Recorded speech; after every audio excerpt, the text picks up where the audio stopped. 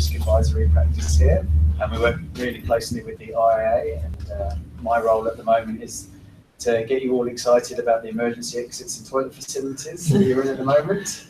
So just house rules, bathrooms just the other side of here, down a little path and on your left. And the emergency exits are just before then, with the stairs going 13 stories down. So fingers crossed there's no need to use them today, because I don't fancy walking down 13 flights of stairs. And just to note, on your way out, either the upper ground or the lower ground, there's a button on the right-hand side which will allow you to exit the doors. It's a big green button, and if any of you don't notice it, just feel free to come back up and find me, and I'll be more than happy to show you. So we've got an exciting evening planned for tonight. I'm going to hand over to Chris, who's going to introduce the rest of the proceedings. And I said, if you've got any other questions, feel free to give us a shout while you're here. Welcome. Thanks very much, Jeremy. Welcome and good evening, everyone, tonight. Very warm welcome to you and to those behind the screens. We are web streaming to quite a number of people who will sit in their offices at home with a glass of wine and hopefully, quite likely, enjoying what we will all. Very warm welcome to you, Robert. Thank you. I will introduce you in a moment. We are talking about when the good guy's the bad guy, and how we're handling personal stress and building resilience. Now, that'll be really exciting, a bit unusual within our environment to talk about, but I'm open about it because I think there's a very good reason for such a talk. Thanks very much to RSM for hosting and having us tonight. We rely on the likes of RSM to really make these kind of member meetings beneficial, make it happen, and thanks very much. After the talk, we will have the opportunity to network, get to know each other, and you can also find out a bit more about the Institute. Talking about the Institute and their representatives, we've got Charlie Puttycombe, the chair here, Atul, who's a councillor. Well, and I'm Chris Benniker, councillor of the New South Wales chapter myself. So we'll be around now and later on, giving you the opportunity to talk to us, give us feedback, and let us know what you think about the IIA and what we could probably improve.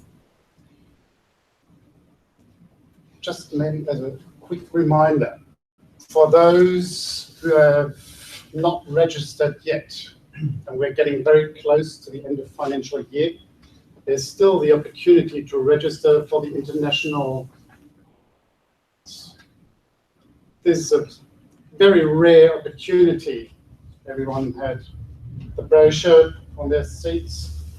This is a very rare opportunity for all of us to connect with the top leaders in our profession. Standing keynote speakers that would usually not appear in Australia. There will be many, many sessions that will meet your interest and will give you new ideas of how to conduct your internal audit and risk management business. So 23rd to 26th of July, just register.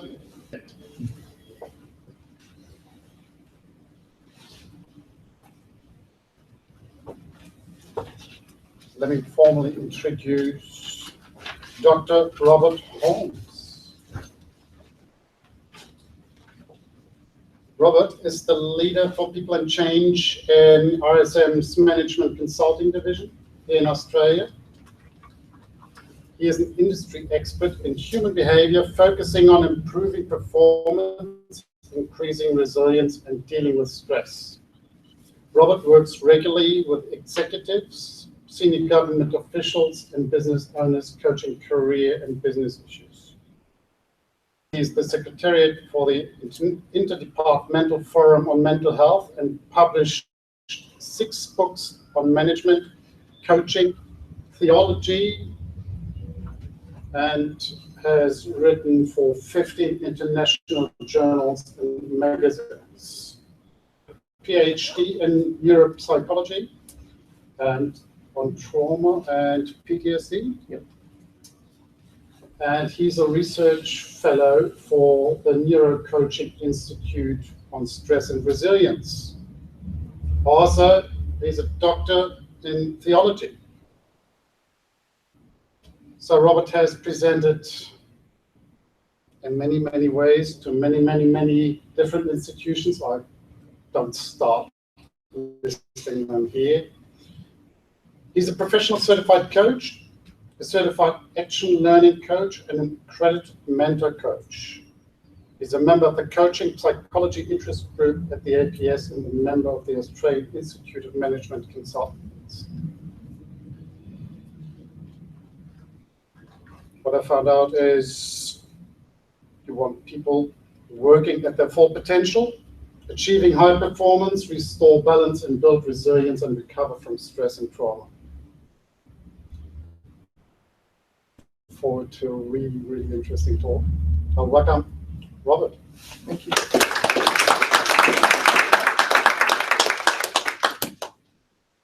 Strategically placed to keep my eyes out of the sun so that I don't squint for the camera.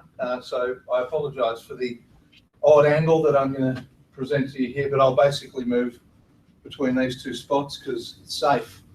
I am unashamedly an academic. You can tell that from the exhausting lineup of degrees that I have. I'm ashamed about that because I think everything that we do has to be backed by research. And the problem, though, with being targeted as an academic is that people think you live in an ivory tower, and I don't get along with people at universities very well. So the second half of me is possessed with making sure things actually work on the ground. I want it to be evidence-based. I want to see something work in people's lives, and if it doesn't, I'm not interested. I don't care if it was a New York Times bestseller. I don't care if Anthony Robbins held it up as something worth reading. With Australians in our culture, in our context. So that's kind of where I come from. I come from is it researched and is there evidence for it? And if there isn't, can we find out? Can we go run an experiment? And so I wanted to know why there was so much incidence of PTSD among people returning from Afghanistan, a war which should have been much less body contact, much less physical impact than war, but it has produced a much higher rate of mental health issues than the previous wars. Either we're dealing with, we never recognised it before, or we're dealing with something remarkably new in a new way of doing warfare.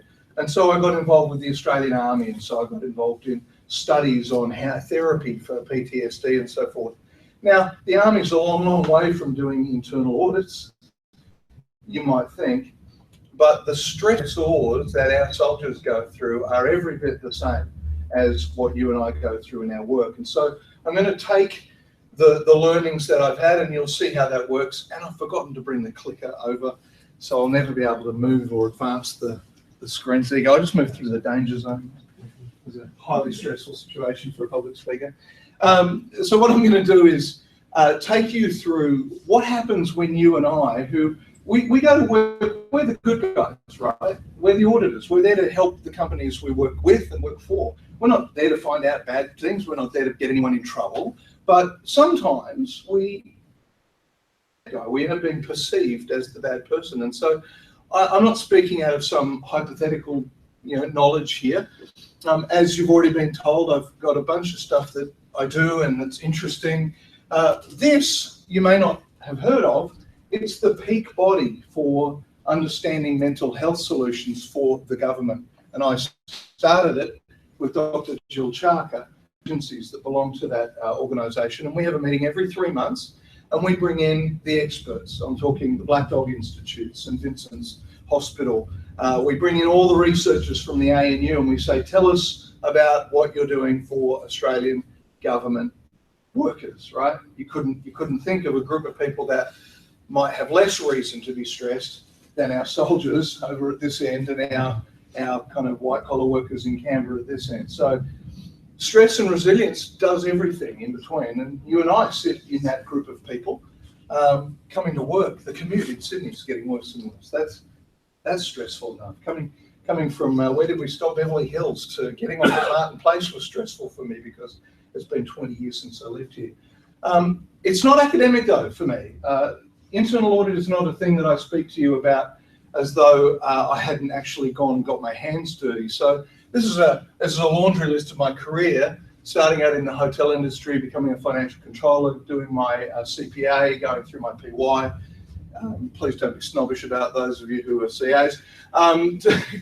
Being an internal auditor for Canon Australia up there in North Ryde, really getting a penchant for finding out stuff inside numbers and getting involved in forensic accounting and ultimately in catching criminals, which was a lot of fun until. It was a lot of fun until the person you caught confronted you, or you confronted the person you caught. It was a lot of fun finding stuff. I'm like a hound, you know, I love hunting stuff down, and I was pretty good at it, and I bet you are too, until you have to present the report, the evidence, the conflict that comes with facing the people that were doing the wrong thing, whether they did it on purpose or not. And I've just come through an internal audit investigation with the Consumer Affairs Victoria Bureau of Finance, and RSM were working with them. I obviously can't tell you the details, but somebody was doing something wrong. And they called me. And why would they do that when we have a fraud and forensics department? Well, it was because they wanted me to sit in the interviews and watch people and give feedback to the executives about whether the people that were being interviewed were telling the truth or lying, which is one of the skills I picked up sort of later in the journey. Was going to Paul Ekman and doing his course in facial recognition of emotions and all the rest of it. I love people. I love watching people. I love sitting, nothing better than sitting, grabbing a cup of coffee and watching the sidewalk. I love that. It's just not the sidewalk, the people on the sidewalk. I love that. I just love watching how people interact on a train, watching how when a seat folds over as it did on the train we were on, folds over the wrong way, what people do when they respond to try and push the seat back, and then nobody helps them. People are sitting around watching somebody in a suit holding a seat up with their foot on the iPhone and not knowing what to do. And I just love figuring out what's going on in people's minds when they do that. Why does nobody get up? I didn't get up either. I thought it was hilarious. Did you? I mean, did you see that? You're sitting just behind it. Anyway, so business facilitation, ran a publishing company, tourism, public speaking, did careers conferences, did foreign aid, helped Zambia and Zimbabwe with their cholera outbreak, spent millions of dollars of embassies' money helping people in Africa, ran Australia's third largest coaching company, and finally came and joined RSM. Now, RSM are crazy. They're nuts. It's nuts, right? What is a professional services firm doing hiring a neuropsychologist? It's nuts, right? But where I fit is way over here on the edge of people and change, right? And people and change fit kind of on the edge of management consulting, which kind of is friends with audit and assurance. Yeah? So my neighbours are you guys, and I'm over here in neuropsych. And then they pay me, which I just think is brilliant. I love it. So anyway, listen, going back to what we do for a living. We basically go do stuff, and whether you, doesn't matter what kind of audit you're doing, whether it's a quality audit, whether it's a financial assurance audit, whether it's a, it doesn't matter what it is, you're going to come up with 4 kinds of findings. Everything's cool, unqualified. Everything might be cool, but I had to ask questions, kind of qualified. Everything's not cool, it's kind of adverse, that's supposed to be red. Maybe we can turn these front row lights off, Jess. Maybe that would help. Is she even in the room, Jess? Where are you? Turn that front row. And then disclaimed. Anyone ever had to issue a disclaim? Boy, that's painful, isn't it? Giving a disclaimed, whew, That's a conflict time, right? So that's a very unpleasant part of our job, and I'm really glad only 3 of you had to put up your hands. But they're meant to take the firm forward, aren't they? Our job is meant to help. It's supposed to produce good things, isn't it? I mean, we might have bad findings, but having the bad findings, we make suggestions in our reports that say, now that we know this, we think you should do this, and things will be better, right? The problem is, you and I both know that's not how it goes down. We have all sorts of clients, and they don't all like being told stuff. They like thinking that they did it all right. So when that happens, I did this little grid. I just thought, when I even now, even today, with the CAV in Victoria, right, with the findings where we didn't quite find enough evidence to put the guy away, but we found enough to say stuff was kind of not, it was a bit funky and it shouldn't have happened, and we kind of decided to audit everybody else, and it was an interesting audit.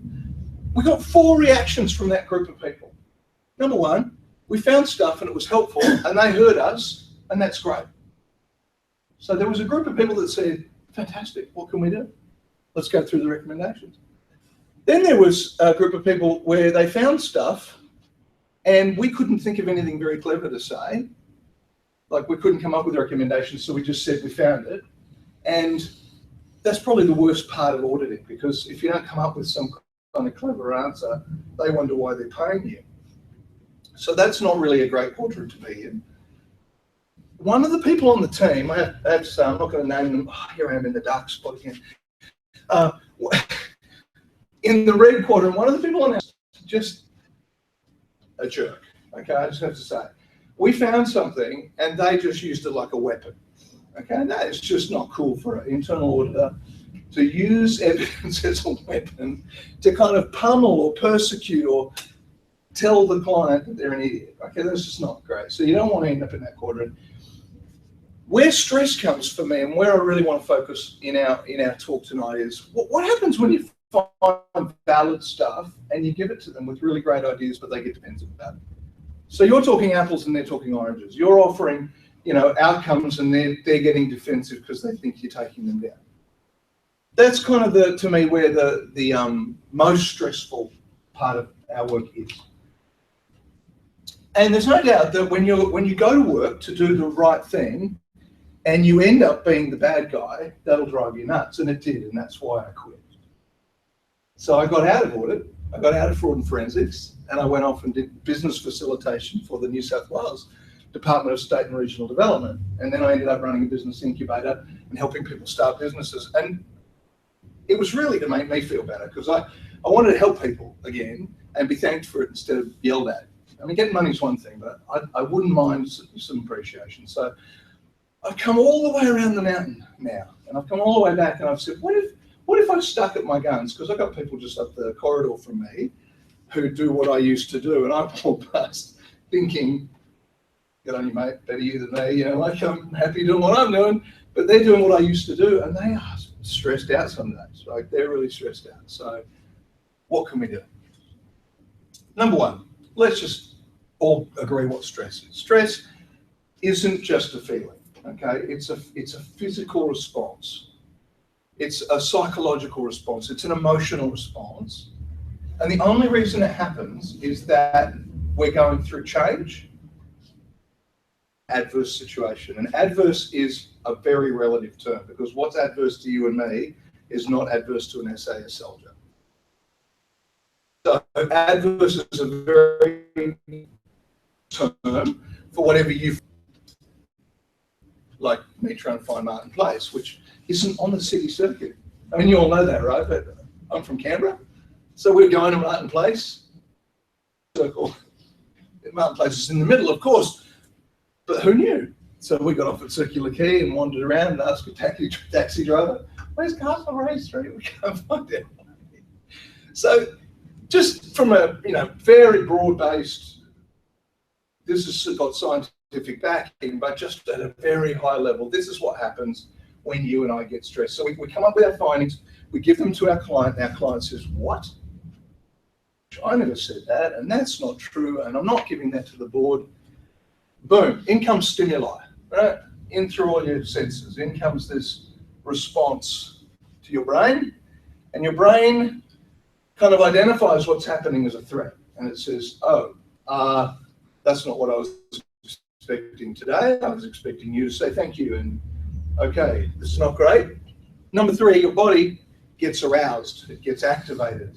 All these beautiful chemical reactions, 37 chemical reactions take place simultaneously over 9 minutes. Bam, bam, bam, bam, bam, bam, bam, like fireworks going off inside, and you can't stop it. As soon as it starts, shorter than 9 minutes, okay? Even an athlete can't do that until the threat is over.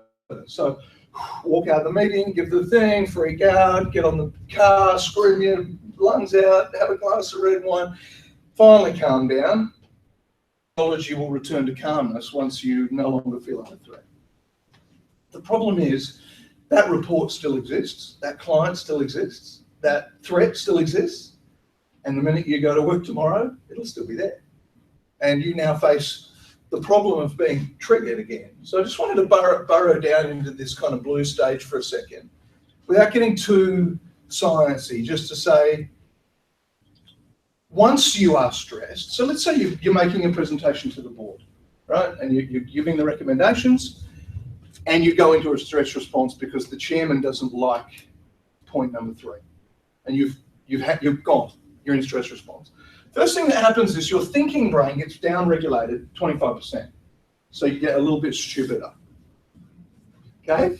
Straight out the gate, a little bit dumb. The second thing that happens is your emotions get up-regulated 25%, so you get a little bit more emotional. So you feel like you're about to cry. Okay, that's straight out of the gate, first response. Anyone ever had that? No, you don't have to show your hands for the sake of the camera. But this is not a great state to present in. Okay, so public speakers, this is death. If you get into a stress response while you're public speaking, it's over for you. You might as well sit down and take 9 minutes and then get back up again, because you find words hard to find. You find the subject material dense to work through. You can't remember why you came up with that not clever recommendation anymore, and you feel like crying. The second thing that happens is that your heart rate goes up, your breathing rate goes up, your blood is getting ready for impact. It thinks you're going to get hit, right? Which is not really great, because who knows what happens with a heightened heart rate and heightened breathing?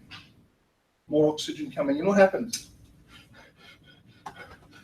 What's happening to you? There's a kind of shock going on. So you're over-oxygenating the blood, which gives you a head spin, which is not great because you are standing, presumably, or you're at the head of the table, hyperventilating. Too much oxygen in the system. Heart rate pushes blood pressure up. What happens when blood pressure goes up?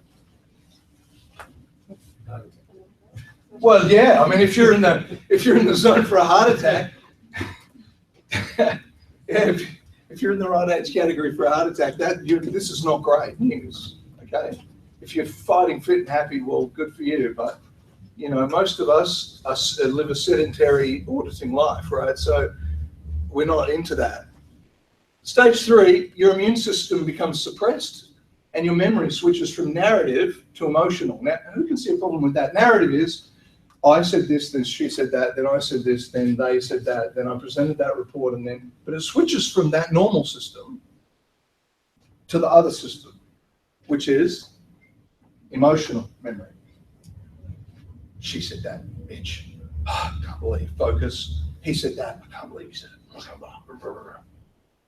What happens to the narrative for you? Logical. Yeah, you don't have one. So you leave the meeting with no story. Now, because we've just had a meeting with the board and the chairman didn't like point number 3 and I can't remember the narrative. Okay? So here's the first thing you should be doing, is taking notes. Not just notes of what's going on, but what's going on for you. The first thing you should be doing is saying, I am having a reaction to his reaction to point number 3. So what was point number 3 and why did he react? Boom, boom, boom, boom. Right. Because what you're going to do is start switching the memory back out of emotional to narrative again. You're going to say, back to story, back to story, back to story, because you need your memory of the story to write the minutes, don't you? Unless you have a secretary. Good for you. If you carry your secretary with you to every meeting, that's great. You're better off than I am. The last one is your vigilance goes up, your impulsivity goes up. Can anyone see a problem here at a board meeting? Your impulsivity goes up. I know we're all very conservative here, but your fear response is increased and your likelihood of starting a fight goes up about 50%. So he's going to get defensive about point number 3, and then you're going to start getting defensive, and now we're out of control. Now, this can happen behind closed doors, or it can happen in public. Has anyone ever seen this happen on a bus or a tram or a train, where two people start, the whole thing just is cycling into, what are they doing? What is this even about? All he did was get in the door ahead of her. This is what's going on for them, right? They're out of control. They're out of their normal rational memory, and you and I, we want to avoid that. So Hans Selye, who did some research about 30 years ago, was trying to figure out how to stop people having that reaction. He was trying to figure out, how do you stop a person from when they get stimulated? And he made this interesting comment about resilience. He said, resilience to the stress response can only last so long before fatigue sets in, and then exhaustion, and then eventually death. So if you stay in a stressed response, that can only last so long, exhausted, and after you get exhausted and fatigued, you die. Has anyone made a link back to our soldiers? Yeah. The average length of deployment for an Australian soldier in World War II? Just guess, ballpark. How long would we have sent them over there with their horses? 3 years. 6 months? 5 months? Great, 5 or 6 months, that's great. How long do you think your average soldier in Australia is deployed to Afghanistan for? Yep, 18 months, 2 years, then we bring them home, then we send them back. 18 months, 2 years. Can you begin to think how that is creating something that we've never done to people before? We're pushing them past their resilience point, past their stress response, into exhaustion and fatigue, and we're creating a generation of PTSD. Now, I'll explain what PTSD is in a minute, but here's the first tool I want you to take away. This is a free to take home, free on the RSM website, free on my LinkedIn page, free on the US Navy page. Take it home and use it. Diagram. This is your takeaway to start with. And it's called the US Naval Stress Response Traffic Light. And it's a self-diagnostic tool, and it's very easy to use. Am I ready for the work that's sitting in front of me? Yes. Am I good to go? Yes. Am I fit? Am I focused? Yes. Then go ahead, train hard, build your team. Beautiful. But wait a minute. I've gone through this situation and I'm feeling worried, I'm feeling irritable, I'm feeling sad for no very good reason. I'm washing up and I'm crying for no reason. Okay, great. What we want you to do is go talk to somebody you trust, not a psych, not a doctor, go talk to a friend, loved one, brother, sister. And what we want you to do is return to the green zone. It's not so hard, right? If you're feeling sad, go talk to somebody you trust. And we know the research has shown us that this works. This is great. But wait a minute, what if I had this persistent distress? What if I'm fatigued? What if I find myself reacting with grief? What if I'm past that and it's kind of malignant and it's staining? What we want you to do is talk to a chaplain or a counsellor or a medical person, a coach. You don't have to go see a doctor yet, but we want you to go see kind of a paramedic, somebody who's in the field who can help you. And then that'll take you to talk to somebody you trust, and then that'll be all fine because you'll be great. The only point at which we're really going to have problems is, what if the impact of the stress that I'm going through gets worse and worse and worse and worse and worse? I've asked to get off this client and they won't take me off this client. I've asked not to work with so-and-so and they keep putting me with so-and-so. I've asked not to, I live in the North Shore and I have to keep going to Bondi and it's a 2-hour commute both ways and it's very stressful to me. And I can see it cycling. I can't stop thinking about it. I can't stop stewing on it.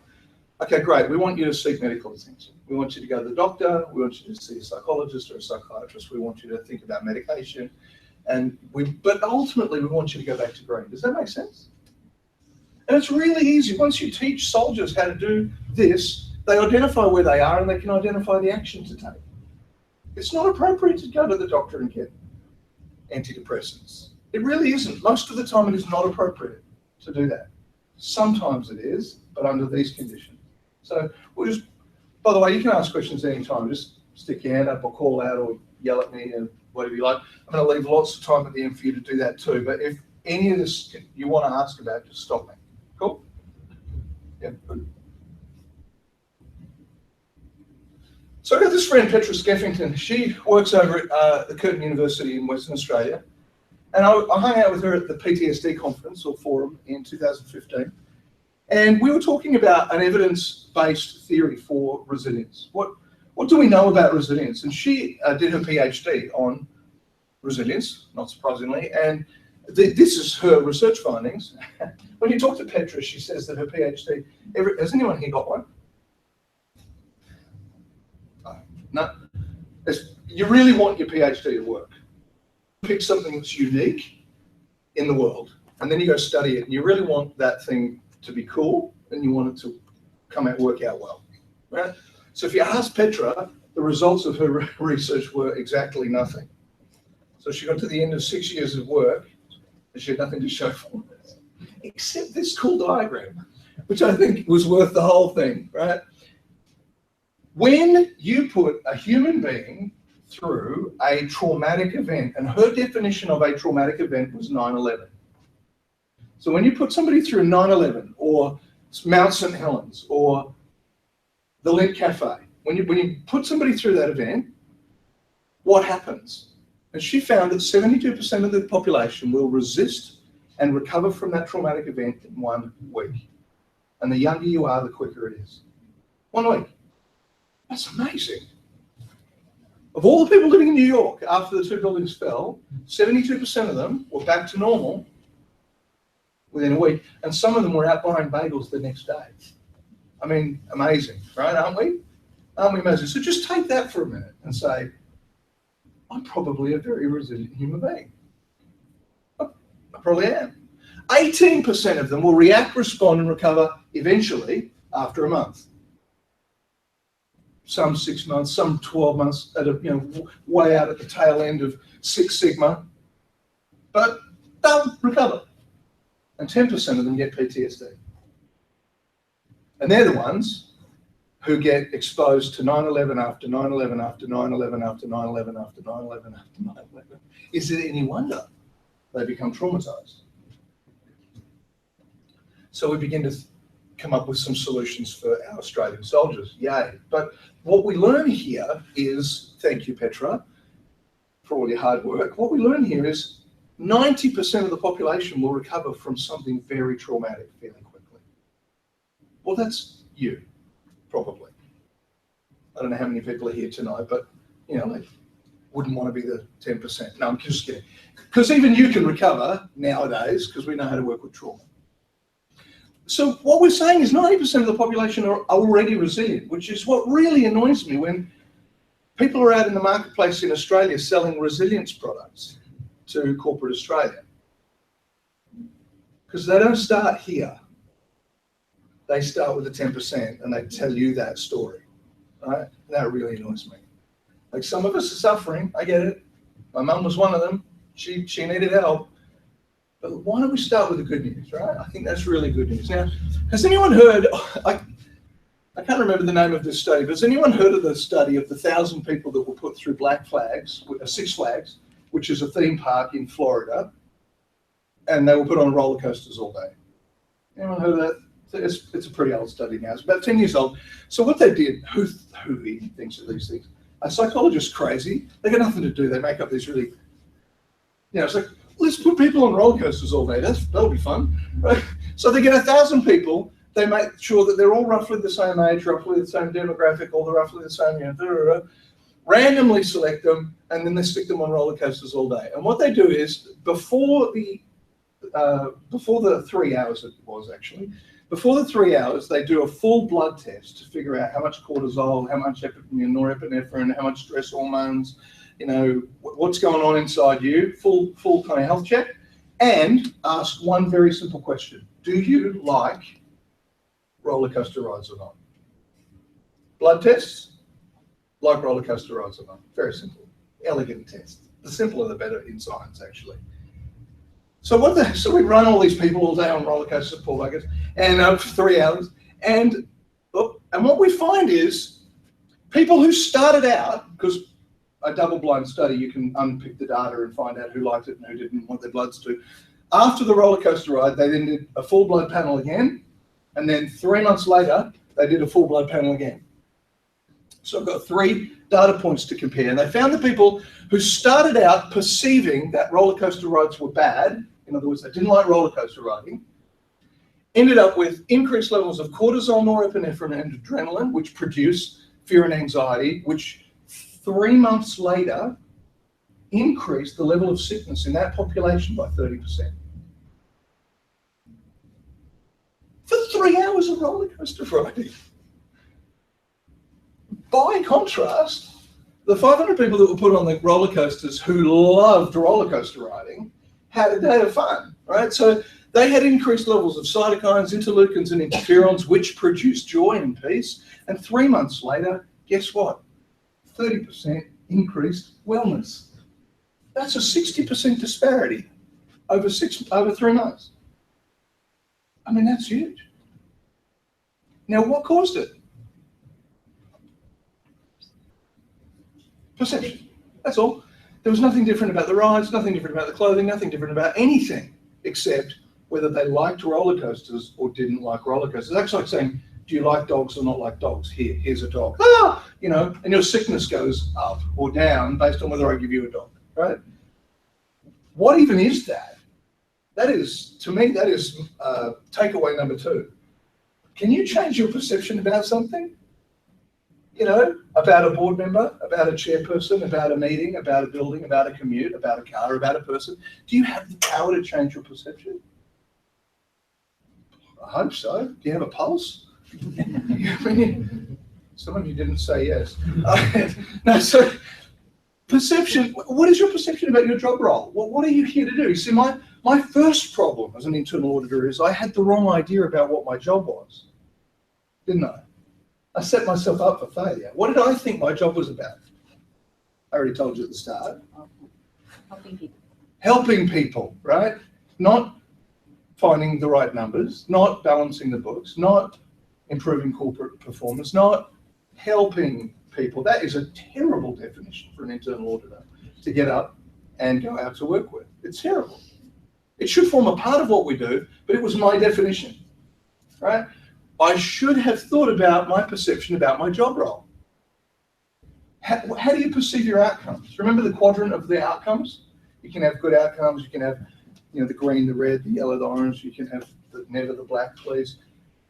What is your perception? Are they all the same, or is it good to get green ones and bad to get black ones? And you can deal with the orange ones. How do you feel about the kind of findings that you produce? You shouldn't feel anything. They're just findings, right? They're just facts. You just found them.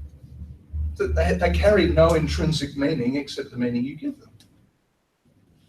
True? What is your perception about your client? Are they your friend? Are they your lover? Are they your donor? Do they pay your salary? Do you need them? Can you do without them? You see, all of those positions will affect my interactions with my client. Say, hey, I'm here to do my job. Like me, hate me, it's cool. I'm not going to get stressed out by your response. If I go in there going, please love me, I need you to accept me, and you don't, I'm going to get hammered. And I pretty much did have that attitude about my clients. I need you to love me. What is your perception about people's reactions to what you find? You see where we're going with this? We're saying these are all in your control. You can alter the way you experience people's reactions to your findings. Every field has its stresses. It doesn't matter what we do for a living. the stress comes from the expectations that we place on ourselves or the expectations that others place. You know, you walk in there for that first meeting, the opening meeting with the client, and they tell you what you're there for. That's your moment to redefine their reality.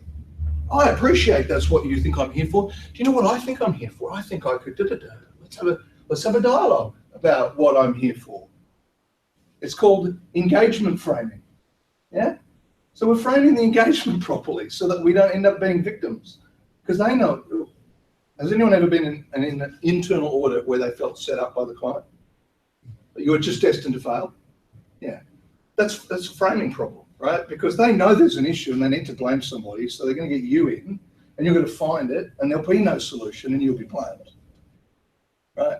That's terrible. So what we need to do is go in a little bit more cynically, a little bit more casually and say, I see, this is an interesting setup that you've got here. Do you mind if I ask around a little bit before we sign the piece of paper that says you're paying me money?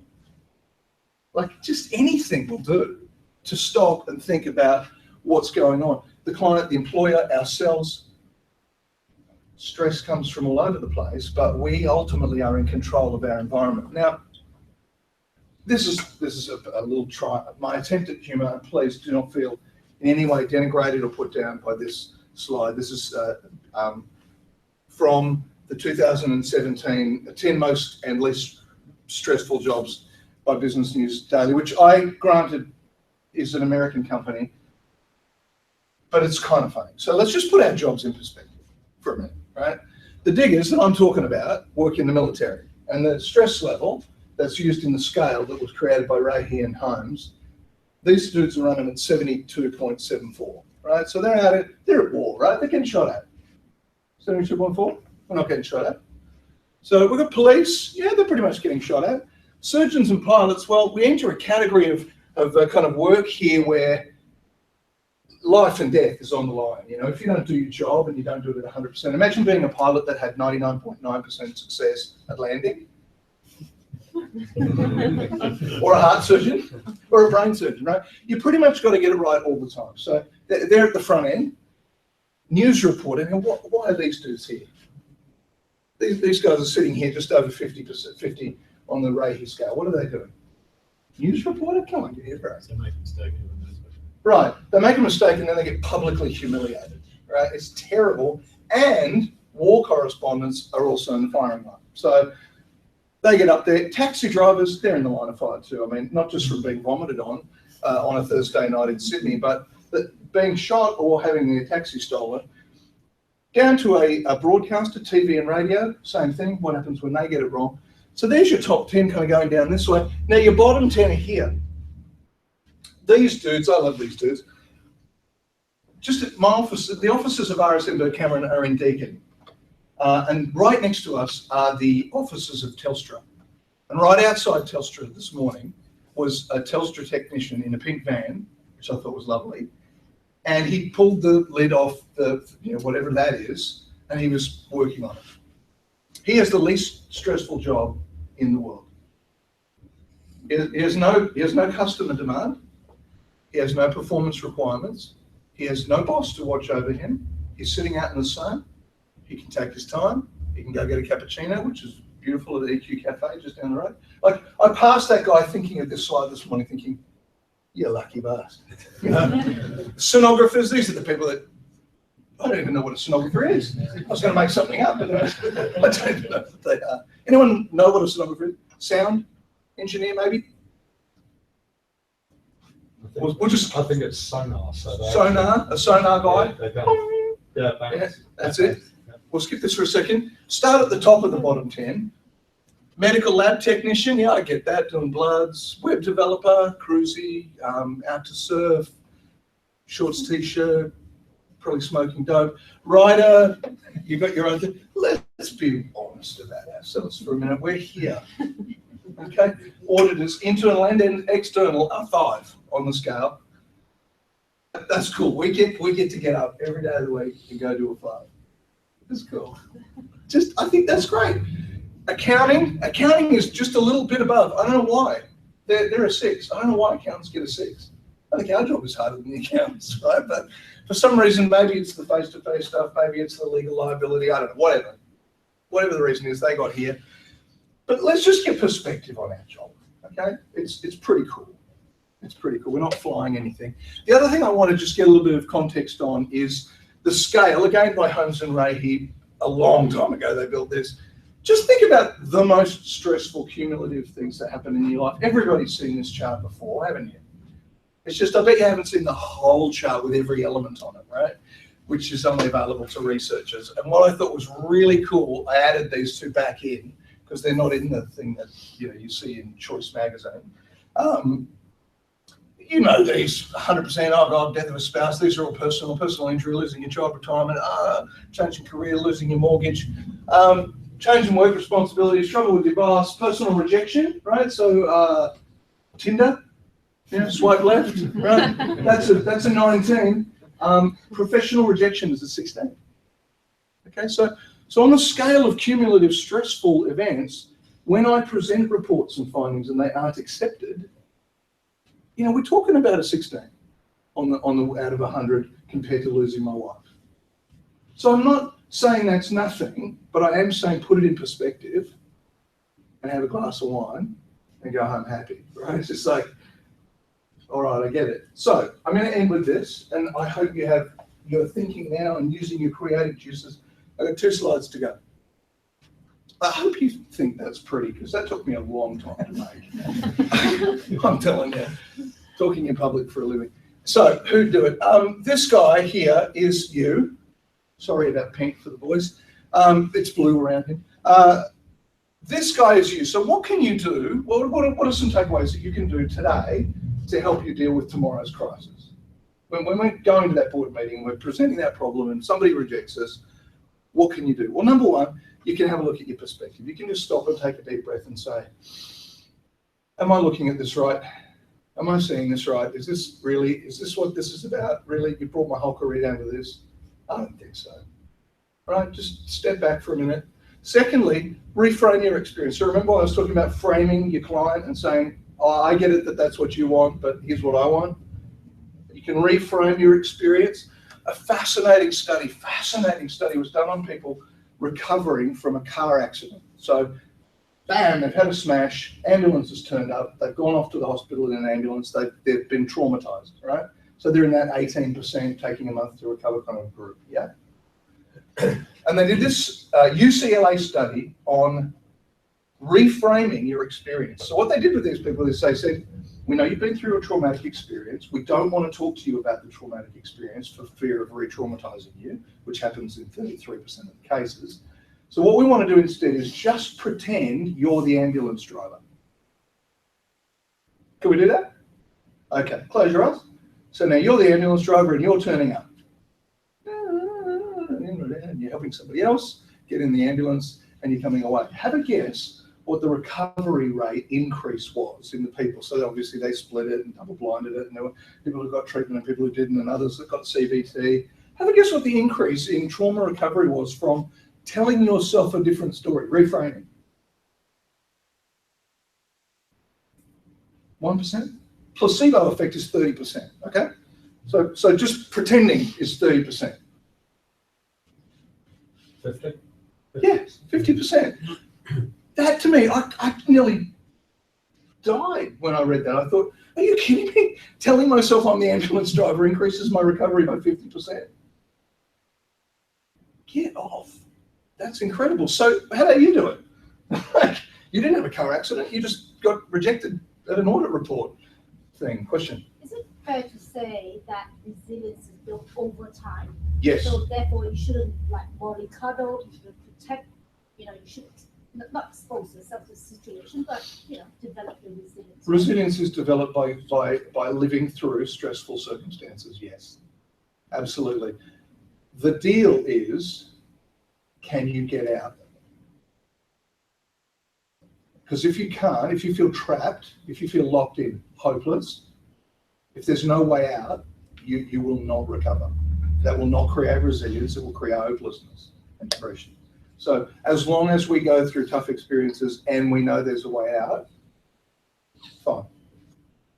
But that's half the trouble of being in Afghanistan for 2 years. There is no way out, right? What are you going to do? Where are you going to go? What ship are you going to jump? How are you can't. You are in the box, right? And you are in danger every day. So that's a bit hard. I mean, you could say to your commander's commander, could I get out of here? But you know what happens to your career if you do that, right? So, all right, let me power through this. Education and training workshops on work-life balance. You could go and do some training on that. Stress management techniques. I love people who've got these stress balls on their thing. You could go do a mindfulness course. Skills training, time management, assertiveness courses, time off to deal with issues. So you read that 18%, a month. Give yourself a month. Take a month off. Take a month off. You'll get better. Nearly everybody does. Take a month off. People don't think, oh, I lost a loved one. I'll be back to work next Monday. Like, take a month off. You'll get better. And working on communication skills. So here is the pièce de résistance. I spent 3 hours on this document. I kid you not. I need a round of applause. No, after. This is the reveal. This is a big reveal at the end, and then we go have food and stuff. Okay, enough about you. What about where you work?